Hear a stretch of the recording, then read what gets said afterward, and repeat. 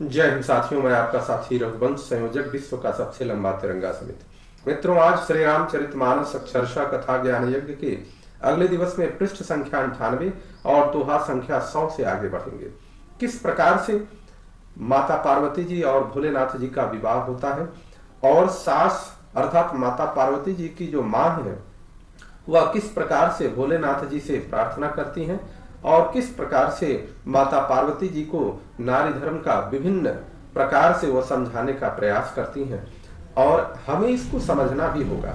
जिस प्रकार का चरित्र हमारे ग्रंथों में, हमारे शास्त्रों में लिखा हुआ है, अगर उस प्रकार के चरित्र के साथ हम अपना जीवन यापन करें तो निश्चित रूप से कहीं कोई दुख, कहीं संशय, किसी भी प्रकार का खेद नहीं होगा। परंतु दुर्भाग्य है कि हम उस प्रकार के चरित्र को अपने आत्मचिंतन के माध्यम से अपने शरीर में नहीं पालन करते और हम दुखी रहते हैं। अगर विवाह की रीति जिस प्रकार से भोलेनाथ की निभाई गई, जिस प्रकार से आगे प्रभु श्री रामचंद्र जी की निभाई गई, वो विवाह की रीति जो माता पिता सास ससुर का जो भाव था, उस प्रकार के भाव को अगर बना करके हम किसी भी प्रकार के विवाह को संपन्न कराएं तो वह सफलता और श्रेष्ठता के साथ सुख शांति होगी। आइए देखिए, पिछले दिवस में हमने देखा कि भोलेनाथ जी गणेश जी के पूजा करके और वह विवाह वेदी पर बैठते हैं और आगे गोस्वामी जी लिखते हैं, जस विवाह कै विधि श्रुति गाई, महामुनि ने सो सब करवाई, गहि गिरी से कुश कन्या पानी, भवई समर्पी जानी भवानी। वेदों में विवाह की जैसी रीति गाई गई है, महामुनियों ने यह सभी रीति करवाई। जिस प्रकार से वेद में वर्णन है विवाह का, उस सारे प्रकार के विवाह का काम हुआ। आज क्या है, आज हम जो मुख्य रूप से विवाह का जो वेद रीति है, शास्त्र रीति है, उसको हम त्याग दिए हैं और केवल शादी विवाह में हम देखते हैं कि केवल नाचना गाना और जयमाल तक ही पूरी रात बीतने लगती है और सुबह 1 घंटे आधे घंटे में विवाह हो जाता है। परंतु ऐसा नहीं होता। विवाह एक संस्कार है जो पूरे ब्रह्मांड की रचना में एक बहुत बड़ा सहायक सिद्ध होता है और अगर हम उसी संस्कार को विधि विधान से न करें तो हमें दुख ही मिलेगा। हमें विवाह में जो भी है आगे जाने पर उसमें पूर्ण सफलता नहीं मिलेगी। और यहाँ भोलेनाथ जी में दिखता है कि जिस प्रकार से वेदों में गाई गई है रीत, उस प्रकार से विवाह हुआ और हिमांचल जी हाथ में कुश लेकर कन्या का हाथ पकड़कर उन्हें भवानी जान करके शिव जी को समर्पण किया। पानी ग्रहण जब कीन महेशा, हियर से तब सकल सुरेशा, वेद मंत्र मुनिवर उच्चरहि, जय जय जय शंकर सुर करहि। जब महेश्वर ने पार्वती जी का पानी ग्रहण किया तब इंद्रादि सभी देवता जय जयकार करने लगे, श्रेष्ठ मुनिगण वेद मंत्रों का उच्चारण करने लगे और देवगण शिव जी का जय जयकार करते हुए बहुत प्रसन्न हो रहे, क्योंकि यहाँ तो देवताओं का एक अपना स्वार्थ भी है, वो स्वार्थ भी सिद्ध हो रहा। बाजहि बाजन विविध विधाना, सुमन वृष्टि नव भय विधि नाना, हर गिरिजा कर भयं विबाहु, सकल भुवन भरि रहा उछाहु।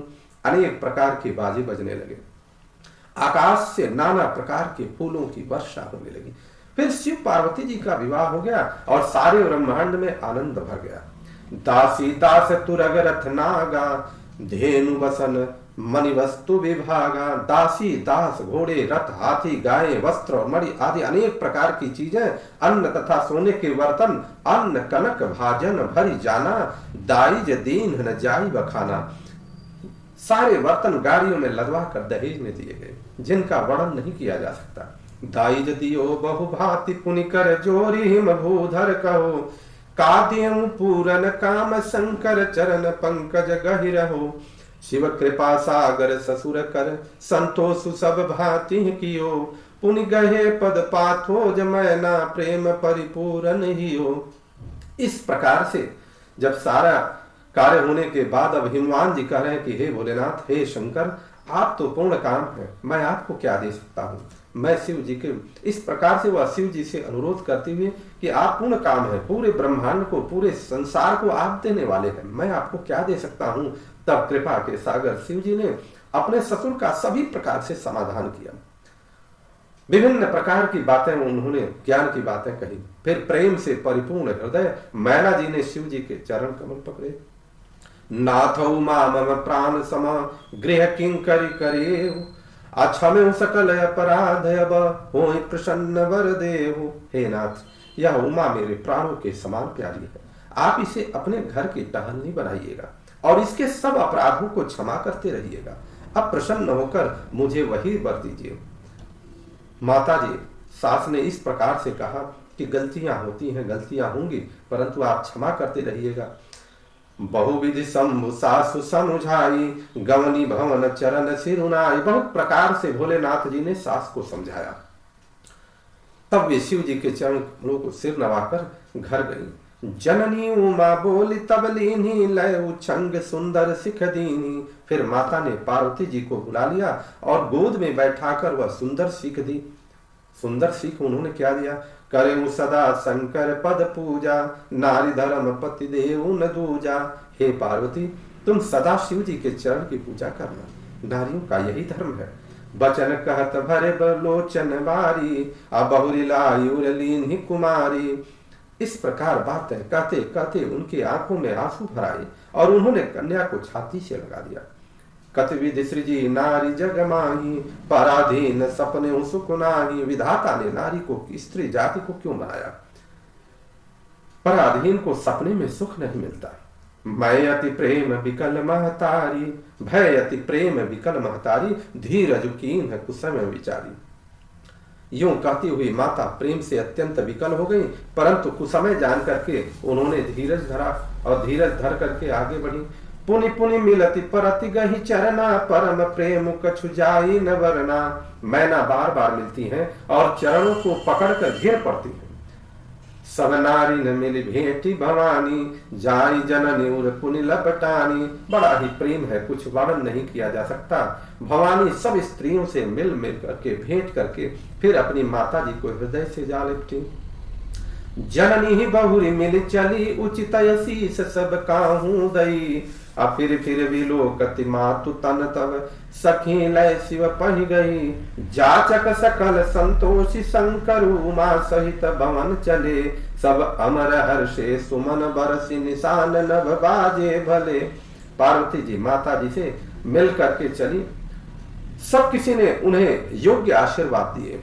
पार्वती जी फिर लौट करके माता जी को देखती जाती है। तब सखियां उन्हें शिव जी के पास ले गई। महादेव जी सब याचकों को संतुष्ट कर पार्वती जी के साथ कैलाश को चल दिए। सब देवता प्रसन्न होकर फूलों की वर्षा करने लगे और आकाश में सुंदर नगाड़े बजने लगे। चले संग हिमवंतु तब, पहुंचा वन अति हेतु। अविविध भांति परितोष करी, विदा कीन्ह वृष केतु। तब हिमवान अत्यंत प्रेम से शिव जी के को पहुंचाने के लिए आगे चले। वृष केतु शिव जी ने बहुत तरह से उन्हें संतोष करा करके और फिर उनको विदा कराया। तुरत भवन आए गिरिराई, सकल शैल सर लिए बुलाई। पर्वतराज हिमांचल तुरंत घर आए और उन्होंने सब पर्वतों और सरोवरों को बुला लिया। आदर दान विनय बहुमाना, सब कर विदा की नहीं मवाना। हिमवान ने आदर दान विनय और बहुत प्रकार से सम्मान पूर्वक सबकी विदाई की। जब ही शंभु कैलाश ही आए, सुर सब निज निज लोक सिधाए। जगत मातु पितु शंभु भवानी, ते सिंगारु न कहूं बखानी। जब शिव जी कैलाश पर्वत पर पहुंचे तब सब देवता अपने अपने लोकों को चले गए। पार्वती जी और शिव जी जगत के माता पिता हैं, इसलिए मैं उसके श्रृंगार का वर्णन नहीं कर सकता, क्योंकि अपने माता और अपने पिता के श्रृंगार का वर्णन करना उचित नहीं है। यह हमारे शास्त्र में कहा गया है, किसी भी पुत्र को, किसी भी पुत्री को या किसी भी भक्त को अपने पिता माता या अपने गुरु के श्रृंगार का वर्णन नहीं करना चाहिए। करहि विविध विधि भोग विलासा, गणन समेत बसई कैलासा। शिव जी विभिन्न प्रकार से भोग विलास करते हुए अपने गणों सहित कैलाश पर रहने लगे। हर गिरिजा विहार नित नयऊं, ए विध विपुल काल चली गयऊं। वे नित्य नए विहार करते थे। इस प्रकार बहुत सा समय बीत गया और उसके बाद तब जन में उखट वदन कुमारा, तारक असुर समर जेहि मारा। तब 6 मुख वाले पुत्र का जन्म हुआ। जिन्होंने, जिनको स्वामी कार्तिक जी कहते हैं, उनका जन्म हुआ और युद्ध में तारकासुर को उन्होंने मारा। आगम निगम प्रसिद्ध पुराना, सन्मुख जन्म सकल जग जाना। वेद शास्त्र और पुराणों में स्वामी कार्तिक के जन्म की कथा प्रसिद्ध है और सारा जगत उसे जानता है। जगु जान सन्मुख जन्म कर्म प्रताप पुरुषार्थ महा। अते हे तुम्हें वृष के तुसुत कर चरित संक्षेप कहा। यह उमा शंभु विवाहु जे नर नारी कहीं जगावही। कल्याण काज विवाह मंगल सर्वदा सुख पावही। खड़ानंद स्वामी कार्तिक के जन्म, कर्म, प्रताप और महान पुरुषार्थ को सारा जगत जानता है। इसलिए मैं वृषकेतु के पुत्र का चरित्र संक्षेप में ही कह रहा हूं, ऐसा गोस्वामी जी ने लिखा है। शिव पार्वती जी के विवाह की इस कथा को जो स्त्री पुरुष कहेंगे और गाएंगे, वे कल्याण के कार्यों को और विवाहादि मंगलों में सदा सुख पाएंगे। चरित सिंधु गिरिजा रमना, वेदन पावहि पारु। वरनय तुलसीदास कुमि, अतिमति मंदु गंवार। गिरजापति महादेव जी का चरित्र समुद्र के समान है, उसका पार तो वेद भी नहीं पा सकते। तब अत्यंत मंद बुद्धि और गंवार तुलसीदास उसका वर्णन कैसे कर सकता है। शंभु चरित सुनि सरस सुहावा, भरद्वाज मुनि अति सुख पावा। बहुलाल सा कथा पर बाढ़ी, नयन नीरु रुमावली ठाड़ी। शिव जी के रसीले सुहावने चरित्र को सुनकर मुनि भरद्वाज जी की बहुत आनंदित हुए। कथा सुनने की उनकी लालसा बहुत बढ़ गई। जब कथा कहने वाला आनंद के ढंग से कथा कहे और सुनने वाला भी श्रेष्ठ विचार के साथ सुने तो लालसा बढ़ती है। नेत्रों में जल भराया और उनकी रोमावली अर्थात रोम रोम एकदम खड़े हो गए। प्रेम विवश मुख आवन बानी, दशा देखी हर्षी मुनि ज्ञानी। प्रेम के वह विवश थे, उनके मुख से बाणी नहीं निकल रही थी। उनकी दशा देख करके जितने मुनि थे सारे लोग हर्षित हो गए। अहो धन्य तव जन्म मुनीसा, तुम ही प्राण सम प्रिय गौरीसा।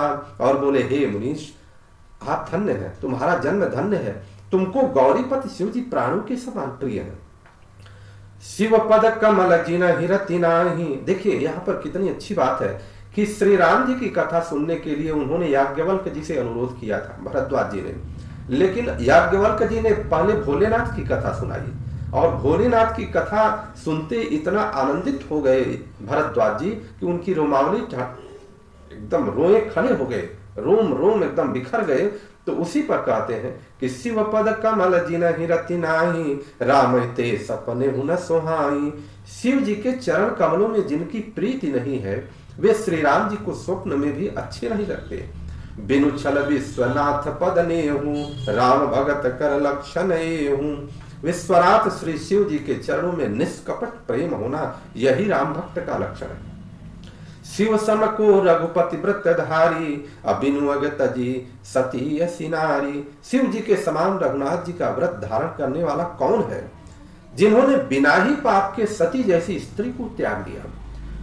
पनु करी रघुपति भगति दिखाई, को शिव सम राम ही प्रिय भाई। और प्रतिज्ञा करके श्री रघुनाथ जी की भक्ति को उन्होंने दिखा दिया। हे भाई, श्री रामचंद्र जी को शिव के समान और कौन प्यारा है। कब वही हुआ जब माता सती जी ने सीता जी का रूप धारण करके श्री राम जी के सामने गई थी, तभी शिव जी ने उसके बाद जब सती जी लौटी और उन्होंने झूठ बोला शिव जी से, तभी शिव जी ने जब अंतर ध्यान होकर के अंतर्मुख होकर के उन्होंने ध्यान करके देखा तो उन्होंने देखा कि सती जी तो सीता जी का रूप धारण करनी और सीता तो मेरी माँ के समान है। तो वहीं पर शिव जी ने संकल्प किया, यही तन सती भेंट मोहिनाही, शिव संकल्प कीन मन माही। संकल्प किया था वही दिया कि श्री राम के कितने बड़े भक्त हैं शिव जी। प्रथमई मैं कहीं शिव चरिता, बूझा मरम तुम्हार। असुचि सेवक तुम राम के, रहित समस्त विकार। पहले याज्ञवल्क्य जी कह रहे हैं कि पहले मैंने शिव जी का चरित्र तुमको सुनाया और तुम्हारा मर्म जानना चाहता था, भेद जानना चाहता था। और उस भेद के साथ क्या जानना चाहता था कि देखें तुम्हारा शिव जी के चरणों में प्रेम है कि नहीं है। क्योंकि जिनका शिव जी के चरणों में प्रेम नहीं है उनको श्री राम जी कभी नहीं मिलते। तो तुम श्री रामचंद्र जी के पवित्र सेवक हो और समस्त दोषों से रहित हो। इस प्रकार से शिव जी का और पार्वती जी का विवाह संपन्न हुआ और संपन्न होने के साथ